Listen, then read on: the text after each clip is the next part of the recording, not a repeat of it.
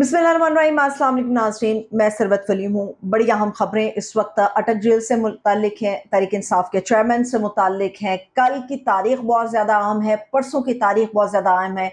आज 21 अगस्त है जिस वक्त मैं ये व्लॉग आप लोगों के लिए बना रही हूँ। 22 अगस्त की तारीख क्यों अहम है, 23 अगस्त को क्या बड़ा होने वाला है, ये चीज़ें मैं आप लोगों के साथ शेयर करूँगी। इसके साथ साथ पाकिस्तान के अंदर जो गिरफ्तारियाँ की जा रही हैं उनकी हकीकत क्या है, और गिरफ्तार होने वालों से जो सलूक रवा रखा गया है वो हमें किस तरफ निशानदेही कर रहा है हमारे मुआशरे की। अमेरिका के अंदर से एक बहुत बड़ी खबर है जो शायद तहरीक इंसाफ के चेयरमैन या पाकिस्तान तहरीक इंसाफ के जो हामी हैं उनके लिए एक ठंडी हवा का झोंका साबित होने जा रही है। और पूरे पाकिस्तान के अंदर जो मौजूदा सियासी बहरान है, आईनी बहरान है, उसको जिस तरह से देखा जा रहा है, इंटरनेशनली मीडिया उसके ऊपर क्या रिएक्ट कर रहा है, ये मैं चीजें आप लोगों के साथ शेयर करूंगी। सबसे पहले तो ये कि अटक जेल से जो बहुत बड़ी खबर है वो ये है कि पहले कप्तान के लिए बैरक नंबर 1 और 2 को रखा गया था। अब उनके बैरक को तब्दील करके बैरक नंबर 3 है, जो इस वक्त कैदी नंबर 804 यानी कि तहरीक इंसाफ के कप्तान जो हैं, उनके चेयरमैन हैं, उनको अलॉट कर दिया गया है। और इसमें अच्छी खबर यह है कि जेल का जो मैनुअल है उससे हट के तहरीक इंसाफ के चेयरमैन के लिए जो खाना है वो वहां पर बनाया जा रहा है, बाकायदा टेस्ट किया जा रहा है। और पहली मर्तबा आज 21 अगस्त की इस तारीख में तहरीक इंसाफ के जो चेयरमैन हैं उनको पहली मर्तबा उनकी बैरक से, उनके सेल से निकाल के जेल के अहाते के अंदर जो है वो चहलकदमी की इजाज़त दी गई, बाकायदा वॉक की इजाज़त दी गई कि उन्होंने बाकायदा वॉक भी की है। इसके अलावा उनके खाने के अंदर जो फ्रूट है उसका इस्तेमाल भी है। और पिछले दिनों मैंने भी अपने व्लॉग में आप लोगों को बताया था, बहुत सारे लोगों ने अपने व्लॉग्स में आप लोगों को ये चीज़ बताई थी कि तहरीक इंसाफ के जो चेयरमैन हैं खान साहब हैं, खान साहब को एक शेविंग किट फराम कर दी गई, क्योंकि जेल के अंदर पिछले 2 हफ्तों से वो पाबंदे सलासल हैं, तो उनकी शेव बढ़ गई थी। शेविंग किट उनको फराम की गई है, मगर खान साहब ने उस शेविंग किट का इस्तेमाल नहीं किया, वो उसको इस्तेमाल नहीं करना चाहते। मुख्तलिफ किस्म के खदशात जो हैं वो उस वक्त उनके जहन में है। पहले ये हो गई। आज 21 अगस्त के हवाले से 22 अगस्त की जो बहुत बड़ी डेवलपमेंट होने जा रही है उसमें मैं आपको बता दूं कि खान साहब जो है वो 5 मुख्तलिफ मुकदमात में मतलूब है, जहाँ पे उनका पेश होना बड़ा ज़रूरी है। इस्लामाबाद की जो इंतज़ामिया है या पुलिस है, उसने जेल के जो इंतज़ामिया, अटक जेल की इंतज़ामिया है, उनसे बराह रास्त रब्ता किया है और ये कहा है कि 5 मुख्तलिफ नौइयत के मुकदमात हैं, उनके अंदर तहरीक इंसाफ के चेयरमैन का पेश होना बड़ा ज़रूरी है। बहुत सारे लोग जो बेताब थे खान साहब की पहली झलक देखने के लिए, तो कभी इम्कान है कि आने वाले कल यानी कि 22 अगस्त को जब अदालत में उनको पेश किया जाएगा तो वो खान साहब की पहली झलक मुमकिन है, ये इतना ज़्यादा आसान नहीं है, लेकिन मुमकिन है कि वो उनकी पहली झलक देख सकेंगे। खारदार तारें लगाई जाएंगी, सिर्फ वो लोग जिनका दाखिला ज़रूरी होगा वही लोग कोर्ट के अंदर दाखिल हो सकते हैं। और इसके अलावा बड़ी भारी नफरी के साथ जो है खान साहब को अटक जेल से अदालत में पेश किया जाएगा। और इस वक्त बाकायदा तस्दीक हो चुकी है जेल इंतजामिया और इस्लामाबाद पुलिस के दरमियान राब्ते की। इस्लामाबाद पुलिस अपनी ही मौजूदगी में और अपनी सिक्योरिटी के अंदर खान साहब को लेके आएगी। लेकिन एक इसका दूसरा पहलू भी है, मुमकिनात में ये बात भी शामिल है कि खान साहब की जान को हम भी सब जानते हैं कि खतरा है, और इस तरह की किसी चीज को बुनियाद बनाकर अदालत के अंदर ये जवाज कल यानी 22 अगस्त को पेश किया जा सकता है कि खान साहब को पेश नहीं किया जा सकता, उनकी जान को बड़े शदीद किस्म के खतरात लाहक है। तो मुमकिन है कि कल खान साहब को एक बड़ी हुई दाढ़ी के साथ खान साहब जो है वो वीडियो लिंक के ऊपर बाकायदा तौर पर अदालत के अंदर जो है अपना बयान रिकॉर्ड कराएंगे। इसके अलावा ये भी एक आम खबर मैं आपको दे दूं कि सेशन जज की तरफ से कप्तान की जो बैरक है उसका एक विजिट किया गया था। उस विजिट के अंदर जो उन्होंने जज किया था कि वहां पर खान साहब की बैरक के अंदर जो वॉशरूम मौजूद है, जो टॉयलेट की सहूलत उन्हें अंदर बैरक में दी गई है, उसकी जो दीवार है वो ज्यादा से ज्यादा 3 फुट उसकी ऊंचाई होगी, जिसकी बिना पर पर्दा नहीं रहता, जिसकी बिना पर ये एक चीज जिसके अंदर प्राइवेसी होनी चाहिए वो प्राइवेसी उनकी नहीं रहती। तो इसके ऊपर उन्होंने एतराज उठाया था कि ये गलत है, ये जो रवैया आप लोगों ने रवा रखा है ये गलत है। खान साहब के लिए जो है वॉशरूम का अलग से बंदोबस्त होना चाहिए, और फिर खान साहब के लिए अलग से वॉशरूम का जो बंदोबस्त है वो भी किया गया है। अब आ जाते हैं 23 अगस्त को क्या होने वाला है। 22 अगस्त की डिटेल आपको बता दी। मुमकिन है बहुत सारे लोग खान साहब की झलक को देख सकेंगे, ये भी मुमकिन है कि खान साहब को पेश ना किया जाए, वीडियो लिंक के जरिए जो है वो उनकी पेशी जो है वो यकीनी बनाई जाएगी, उनके स्टेटमेंट को। मगर 23 अगस्त को क्या होने वाला है? 23 August is a very important day, a very important date for all PTI workers. तमाम तहरीक इंसाफ के चाहने वालों के लिए, खान साहब के लिए जो बेताब है, तोशा खाना के अंदर खान साहब को जो इस वक्त पाबंदे सलासल हैं, वो कैद की सजा काट रहे हैं तोशा खाना केस के अंदर। तोशा खाना केस के अंदर 3 अगस्त के फैसले को चैलेंज किया गया पीटीआई के वकीलों की तरफ से, उनकी लीगल टीम की तरफ से, और 23 अगस्त को ये प्रोसीडिंग करने जा रहा है 3 रुकनी bench supreme court of Pakistan का, जिसके अंदर चीफ जस्टिस उमरता बंदियाल साहब शामिल होंगे, जस्टिस मुजाहिर नकवी साहब इसके अंदर शामिल होंगे, और जमाल मंदुखेल साहब, जस्टिस जमाल मंदुखेल जो है वो भी इस बेंच का हिस्सा होंगे। 3 रुकनी ये बेंच प्रोसीडिंग करने जा रहा है, समाअत करने जा रहा है तोशा खाना केस के खिलाफ जो अपील दायर की गई थी पीटीआई की लीगल टीम की तरफ से।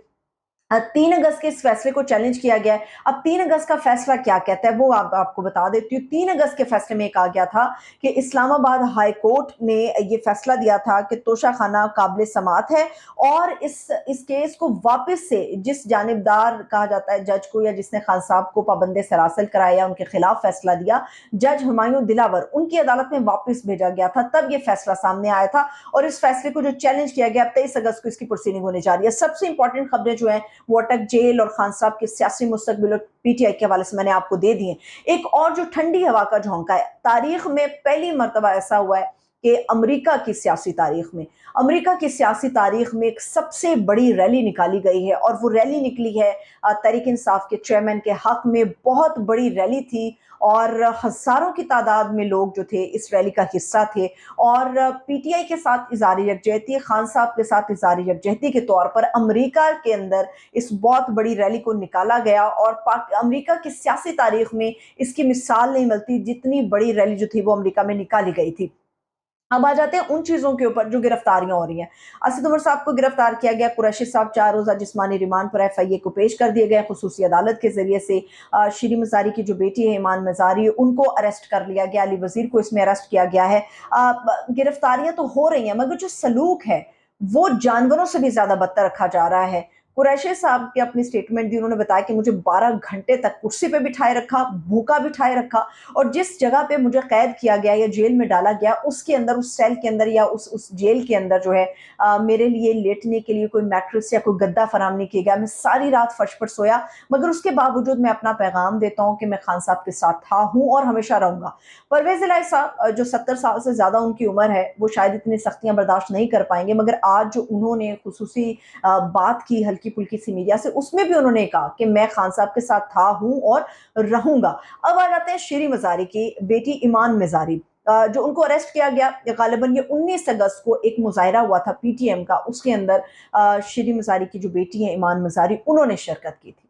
अब इसके अंदर मैं आपके सामने ट्विस्ट एक रख देती हूँ। ईमान मज़ारी के खिलाफ एफआईआर दर्ज हुई थी। हम सबको पता है कि ईमान मज़ारी ने जो नारे लगाए या जो एक तकरीर की, उसके बाद उन्हें फौरी तौर पे कहा गया था या आप रूपोश हो जाएं या आप वापस अपने घर ना जाएं।